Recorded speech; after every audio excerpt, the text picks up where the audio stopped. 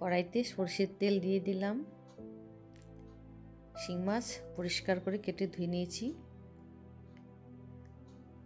ভেজে নেব। পেঁয়াজ, লঙ্কা, নুন, সরষে একসাথে বেটে নেব।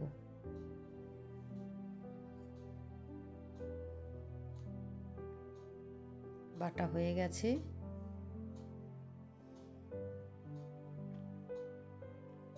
মাছ ভাজা হয়ে গেছে। পেঁয়াজ কুচি একটু ভেজে নেব।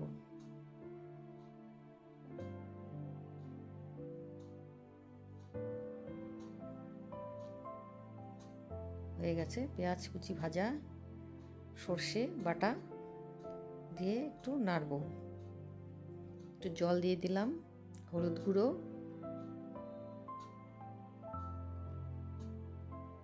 আর একটু নেড়ে নামিয়ে নেব। শিং মাছের রেসিপি সর্ষে বাটা পেঁয়াজ দিয়ে রেডি।